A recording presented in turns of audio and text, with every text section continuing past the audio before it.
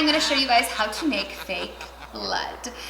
So whether you're using it for Halloween costumes, Halloween makeup, or decorations, or whatever, these recipes I'm gonna share with you guys today are super easy to make. They're non-toxic, they're totally edible, and to top it off, they will save you a ton of money because it's cheaper to make than to buy in a Halloween store. So let's get started, and I'll share my recipes with you guys.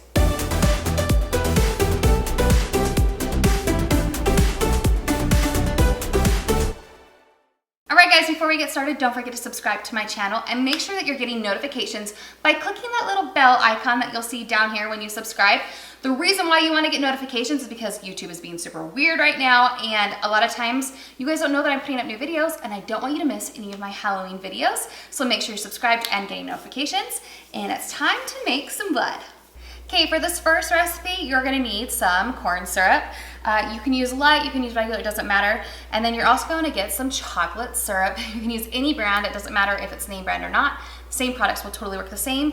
And of course, you're gonna need some food coloring. You're gonna use the red a ton, and depending on what color you want your blood to be, you might use a little bit of blue and a little bit of green. And that's it, that's all you need for this recipe. It's the easiest recipe that I know of. So let me show you guys how to make it. First, what you're gonna do is you're gonna take your corn syrup. You're gonna do 3 parts corn syrup to 1 part water. So you can use any size measuring cup you want, or tablespoon, or whatever you wanna use, as long as it's 1 to 3 parts. And I'm gonna use a 2 tablespoon just to show you guys what this looks like.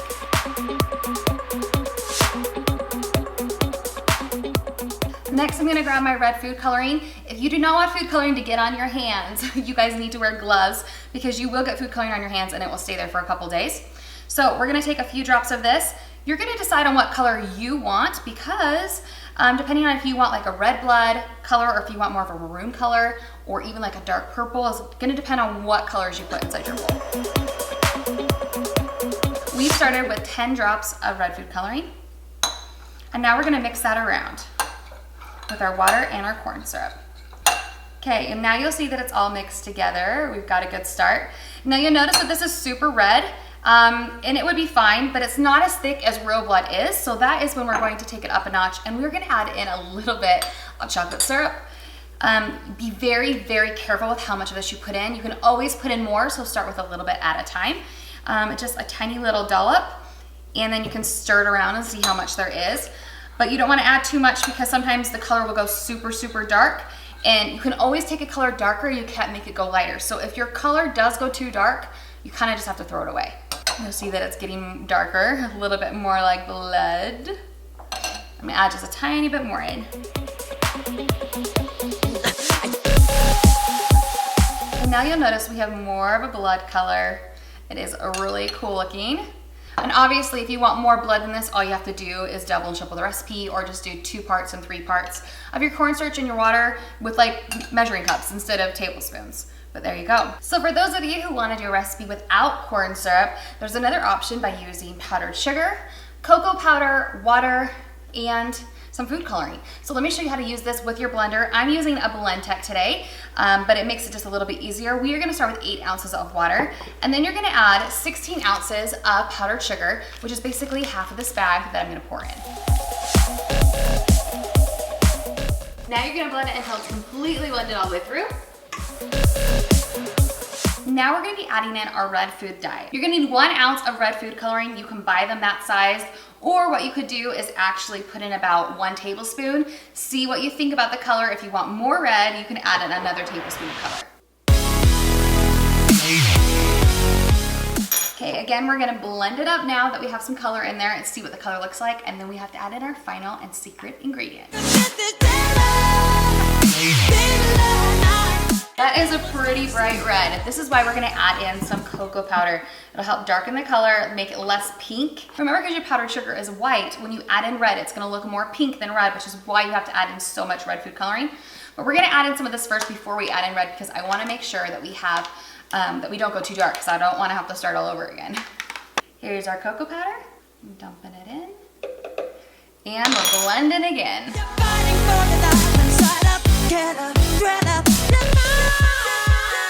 Look at that color. It looks a lot more like fake blood, right? If you like this color, you can stick with it. If you don't, add some more red. You can darken the color so it's a little bit less pink. But there you have it. There's one version with corn syrup and one version without, but both are edible, both are non-toxic, and both are tons cheaper than buying the stuff at your Halloween store. The best part about it is that all of these items that you're using to make these are baking and food ingredients that you have at home. So if you do have to buy something in order to make your fake blood, you're gonna have leftovers to use to make cookies or other yummy desserts, so you're not wasting any of that money. Whereas a lot of times if you buy the fake blood, it only lasts one season or it dries out, and you have to throw it away anyway. So this will save you a ton of money.